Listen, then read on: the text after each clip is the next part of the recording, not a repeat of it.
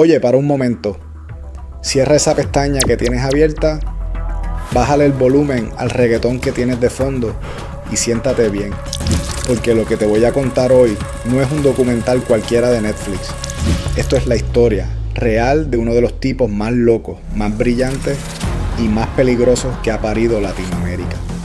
Hoy te voy a meter de lleno en la vida del hombre que revolucionó el narcotráfico mundial, el que convirtió una islita perdida en las Bahamas en el aeropuerto de la cocaína más grande del planeta, el que le ofreció pagar la deuda externa de Colombia 2 veces y el que terminó pagando con 33 años de su vida encerrado en una celda gringa.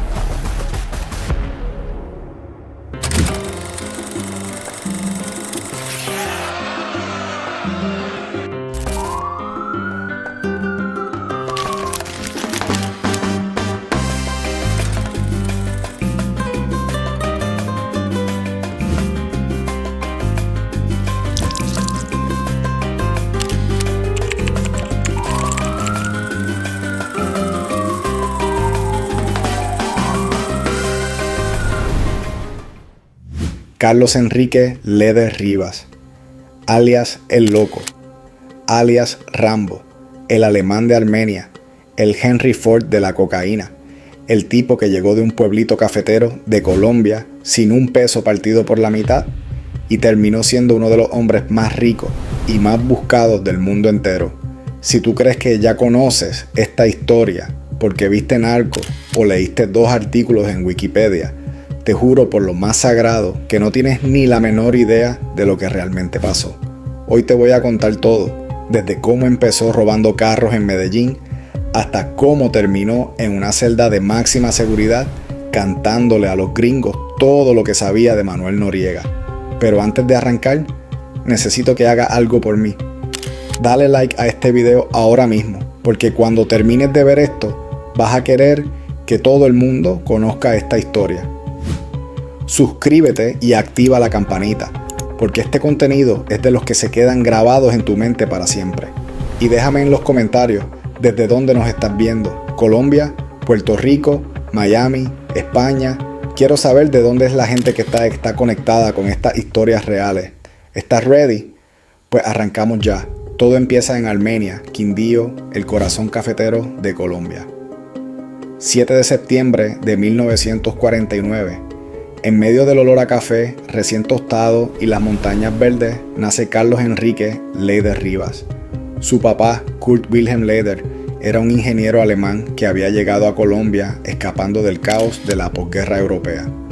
El viejo Kurt montó una pensión que le puso la pensión alemana, un lugar tan elegante que hasta el expresidente Alberto Lleras Camargo se hospedó ahí cuando visitaba la región. También se hizo famoso por traer los primeros ascensores modernos a Colombia. Imagínate el nivel.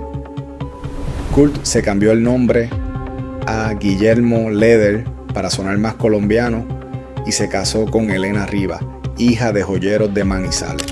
Tuvieron 4 hijos y Carlos era el tercero. De pelao, Carlos creció en una finca cerca del aeropuerto de Armenia. Desde chiquito ya era diferente. No era el típico chamaquito que jugaba fútbol con los demás, no, este se la pasaba leyendo y no leía cualquier cosa, leía a Maquiavelo, leía a Germán Hesse y sobre todo tenía una admiración enfermiza por un libro que cambiaría su visión del mundo, Mein Kampf de Adolf Hitler. A los 15 años, sus papás se divorcian. El matrimonio no aguantó y Carlos se fue a vivir un tiempo con su padre antes de hacer algo que cambiaría su vida para siempre. Se fue con su mamá a Nueva York. En la Gran Manzana, Carlos dejó la escuela rápido. No le interesaba estudiar lo que le enseñaban. Él quería aprender de la calle, de los negocios, de cómo funcionaba el mundo de verdad. Y ahí empezó todo. Regresó a Colombia y comenzó con el contrabando de carros robados. El sistema era perfecto. Robaban vehículos, los llevaban a Medellín, les cambiaban los papeles y los vendían como legales a través de un concesionario que manejaba uno de sus hermanos. El chamaquito ya estaba moviéndose heavy. A los 24 años, Leder toma la decisión más importante de su carrera criminal. Aprende a volar aviones. Se convierte en piloto experto y memoriza rutas aéreas que después usaría para algo mucho más grande que contrabandear carros. Empezó con marihuana, vuelos pequeños entre Estados Unidos y Canadá, nada del otro mundo. Pero el destino le tenía preparado algo más grande. En Estados Unidos, Leather cae preso por manejar un carro robado. Lo meten en la cárcel federal de Danbury, Connecticut. Y ahí, entre rejas, conoce al hombre que se convertiría en su socio y en la llave para abrir las puertas del imperio de la cocaína, George Jung. Jung ya tenía experiencia moviendo marihuana desde México en avionetas pequeñas, volando por debajo del alcance de los radares y aterrizando en lechos secos de ríos. Leather escuchó esas historias y su mente empezó a trabajar. Si funciona con marihuana, pensó Leather, ¿por qué no va a funcionar con cocaína? La cocaína era el futuro, era más rentable, más fácil de transportar y la demanda en Estados Unidos estaba explotando. Leather vio la oportunidad y no la dejó pasar. Cuando salió bajo palabra a finales de 1975, él y Jung empezaron a construir su imperio desde cero. El método inicial era simple pero efectivo. Contrataban mujeres estadounidenses, les pagaban vacaciones en Antigua. Las mujeres recibían la mercancía y la llevaban en sus maletas de vuelta a Estados Unidos. Repetían el proceso una y otra vez hasta que juntaron suficiente dinero para comprar su primera avioneta. Pero el negocio de la marihuana empezó a decaer. Los operativos policiales en Colombia se intensificaron y los gringos empezaron a sembrar su propia hierba. Las ganancias cayeron. Leather no se quedó llorando, simplemente cambió de producto. Con la avioneta y un piloto profesional empezaron a mover cocaína desde las Bahamas hasta Estados Unidos. Los recursos financieros crecieron exponencialmente y lo más importante, comenzaron a construir relaciones con los proveedores colombianos que cambiarían el juego para siempre. Déjame saber en los comentarios si ya conocías esta parte de la historia. ¿Sabías que Leather empezó robando carros? Escríbeme ahí abajo. Aquí es donde la historia se pone verdaderamente loca. A finales de los años 70, la sociedad Leather-Jung estaba llegando a su fin. Jung no tenía la misma ambición que Leather y Carlos tenía un plan secreto que iba a cambiar todo el narcotráfico mundial. Leather quería su propia isla, un lugar donde pudiera operar sin que nadie lo molestara, un paraíso privado para el tráfico de cocaína. Esa isla se llamaba Norman's Cay, una islita en las Bahamas que tenía un puerto, un club de yates, unas 100 casas privadas y, lo más importante, una pista de aterrizaje. En 1978, Leather empezó a comprar propiedades en la isla, pero no lo hizo de manera amigable. Acosó y amenazó a los residentes locales hasta que se fueron. Uno por uno, los habitantes originales abandonaron Norman's Cay. Y el primer ministro de las Bahamas, Lynden Pindling, no hizo absolutamente nada. ¿Por qué? Porque Leather lo había sobornado previamente. El gobierno entero estaba en el bolsillo del narcotraficante. George Jung fue forzado a retirarse de la operación. Se quedó con una línea menor de distribución para Escobar, pero el verdadero poder ahora estaba en manos de Leather. Y ahí nació el sistema que revolucionaría el narcotráfico mundial. Leather construyó una pista de aterrizaje de 1 kilómetro de largo, protegida por radar, guardaespaldas y perros Doberman. Cualquier traficante que quisiera usar los servicios de Norman's Cay tenía que pagar una comisión de $300,000 por kilo de cocaína. En un día de mucho movimiento, entraban hasta 3,000 kilos de cocaína por hora a esa isla. Los aviones llegaban de Colombia, descargaban la mercancía y salían hacia Estados Unidos. Era una operación de precisión militar. La isla tenía la bandera de Colombia ondeando y usualmente se cantaba el himno nacional colombiano. Leather estaba tan orgulloso de su país que convirtió esa islita gringa en territorio colombiano. Entre 1978 y 1982, Norman's Cay fue el centro de conexiones del narcotráfico más importante del mundo. El dinero entraba a raudales, miles de millones de dólares. Fue tanta la fortuna de Leather que hizo algo que ningún otro narcotraficante había hecho. ofreció pagar la deuda externa de Colombia 2 veces. La primera vez fue en 1978 al presidente Alfonso López Michelsen a cambio de un espacio libre para el tráfico de drogas. La segunda fue en 1982 a través de Pablo Escobar, que en ese momento era congresista, con el fin de evitar su extradición. ¿Te imaginas? Un solo hombre ofreciendo pagar la deuda de todo un país. Ese era el nivel de poder y dinero que manejaba Carlos Leder. Si este video te está gustando, dale like ahora mismo y suscríbete. Esto apenas se está poniendo bueno. La operación de Norman's Cay fue la semilla del cartel de Medellín. La sociedad era perfecta. Leder transportaba y distribuía el cargamento, Pablo Escobar lo suministraba. Y los hermanos Ochoa colaboraban con el poder económico y social derivado de sus conexiones familiares. A Leder y sus socios les empezaron a llamar los mágicos, porque se habían vuelto ricos de un día para otro, como por arte de magia. Pero el apodo que más se le quedó a Carlos fue otro: el Henry Ford de la cocaína. ¿Por qué Henry Ford? Porque así como Ford revolucionó la industria automotriz con la producción en masa, Leder revolucionó el narcotráfico con el transporte masivo de cocaína. Antes de él, la droga se movía en cantidades pequeñas. Después de él, se movía por toneladas. Pero en 1981, la DEA y la policía de las Bahamas intervinieron en Norman's Cay. El imperio que Leder había construido fue desmantelado.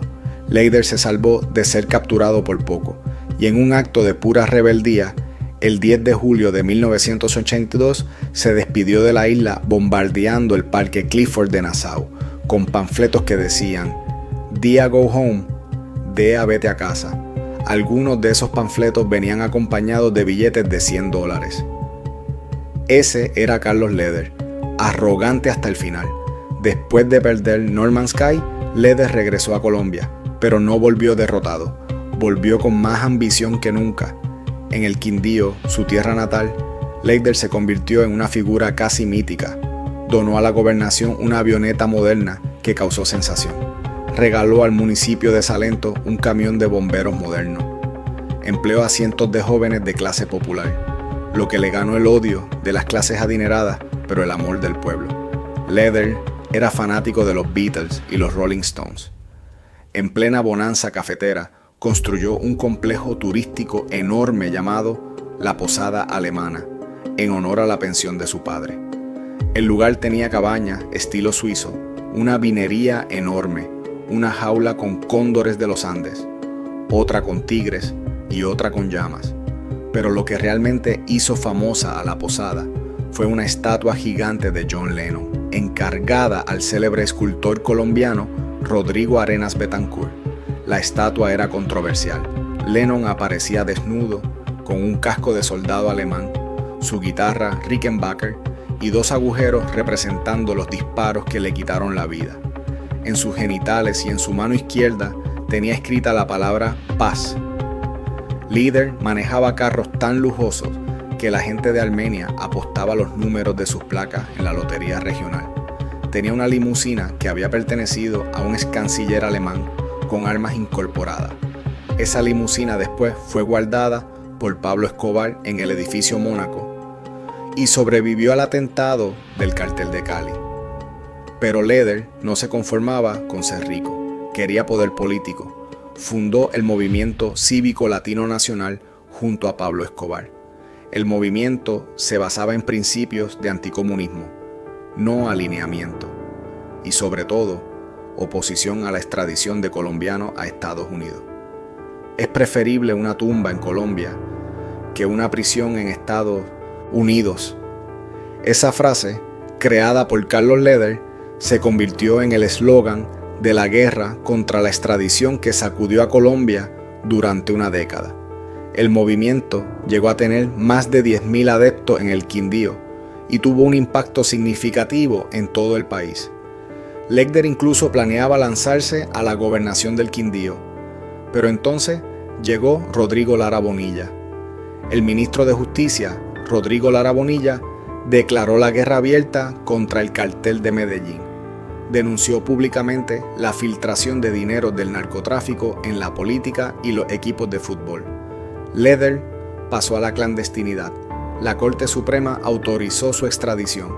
El movimiento latino nacional perdió popularidad sin su líder fundador y eventualmente se disolvió. El 30 de abril de 1984, Rodrigo Lara Bonilla fue asesinado. Se cree que Leder estuvo involucrado en ese crimen. Ese asesinato fue el principio del fin del cartel de Medellín. El presidente Belisario Betancur, que inicialmente se oponía a la extradición, anunció que firmaría tratados de extradición con Estados Unidos. Leder se refugió en Nicaragua bajo la protección de las guerrillas sandinistas. Después regresó a Colombia y se escondió en la selva, protegido por guerrillas del ELN, donde le dieron el apodo de Comandante Rambo González. En 1985 apareció en televisión con un mensaje denunciando el imperialismo estadounidense y soltó una frase que se volvió legendaria: la cocaína es la bomba atómica de América Latina contra Estados Unidos. Para entonces, Leder parecía un personaje de videojuego. Vestía camuflado, camisilla verde oliva, gorra, cuchillo al estilo Rambo, brújula, bengalas, una pistola Colt calibre .45 y su arma favorita, una ballesta. Llevaba granadas en el pecho y un fusil G3 en las manos. Su piel tenía un color casi verde, producto de sus prolongados viajes por la selva. Pero el 4 de febrero de 1987, todo terminó. La policía, comandada por el mayor William Lemus, llegó a la finca Berraco en Guarne, Antioquia. Creían que era un laboratorio de procesamiento de cocaína, pero en realidad era una fiesta que Leder había organizado con su nueva escolta de jóvenes guardaespaldas.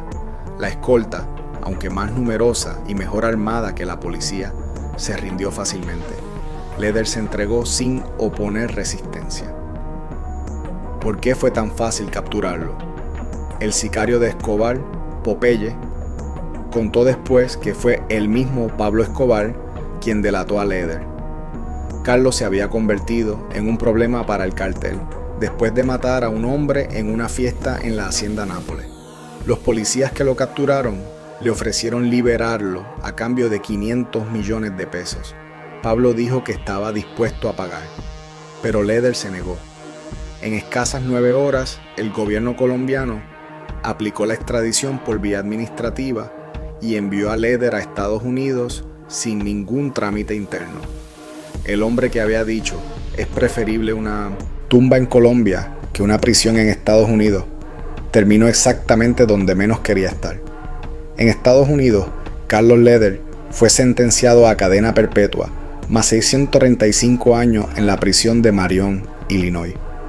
Pero en 1992, Leder hizo un trato. Acordó testificar contra el presidente panameño Manuel Antonio Noriega a cambio de una reducción de pena. Le bajaron la sentencia a 55 años. En 1995, Leder escribió una carta de reclamación quejándose de que el gobierno no había cumplido el acuerdo de trasladarlo a una prisión en Alemania. El juez tomó la carta como una amenaza y lo transfirieron a otra prisión dentro del programa de protección de testigos. Durante años, su hija Mónica Leder luchó por la liberación de su padre. En 2016, Leder envió una solicitud de clemencia al presidente Barack Obama pidiendo que su condena fuera reducida. La solicitud fue negada. Finalmente, el martes 16 de junio de 2020, después de 33 años en prisión, Carlos Leder fue liberado. Había cumplido 2/3 partes de su condena, según la ley vigente, al momento de su extradición. Ese día, lo sacaron de su celda y lo entregaron a Alemania con un pasaporte alemán provisional. Como su padre era alemán, Carlos tenía doble nacionalidad colombo-alemana. Mónica Leder reveló que su padre llegó a Alemania en grave estado de salud. Le habían diagnosticado cáncer de próstata años atrás y la enfermedad había regresado. Hoy, en 2025, Carlos Leder vive en Berlín, Alemania, disfrutando de su libertad junto a su familia. El hombre que una vez fue uno de los narcotraficantes más poderosos del mundo, ahora es un anciano enfermo que pagó con 3 décadas de su vida el precio de su ambición desmedida. Familia, esta fue la historia completa de Carlos Enrique Leder Rivas, el loco de Armenia, el Henry Ford de la cocaína, el hombre que construyó un imperio en una isla perdida y lo vio derrumbarse en cuestión de años. La historia de Leder es un recordatorio brutal de que la búsqueda desenfrenada de poder y el desprecio por las leyes tienen consecuencias devastadoras, no solo para el que las comete, sino para sociedades enteras. Leder revolucionó el narcotráfico, eso es innegable, pero también dejó un rastro de destrucción, violencia y muerte que afectó a millones de personas en Colombia, Estados Unidos y el mundo entero. Al final, el sistema de justicia, aunque imperfecto, hizo su trabajo. 33 años de cárcel es un precio alto, pero quizás no lo suficientemente alto para compensar todo el daño causado. La vida construida sobre la ilegalidad y el poder absoluto siempre termina desmoronándose. Leder lo aprendió de la manera más difícil. Gracias por quedarte hasta el final de este video. Si esta historia te impactó, te hizo reflexionar o simplemente te mantuvo pegado a la pantalla, déjame un comentario contándome qué parte te pegó más duro. ¿Ya conocías la historia de Norman's Cay? ¿Sabías que Leder ofreció pagar la deuda externa de Colombia? Cuéntame en los comentarios. Y no te olvides de decirme desde dónde nos estás viendo. Colombia, Puerto Rico, México, España, Estados Unidos. Quiero saber de dónde es mi gente. Si quieres más historias reales de bandidos latinos contadas sin censura y con respeto, suscríbete y activa la campanita. La próxima historia que viene es aún más intensa. Cuídense mucho, miren por dónde caminan, porque en esta vida los que más alto suben a veces son los primeros en caer. Bendiciones, gente. Nos vemos en la próxima.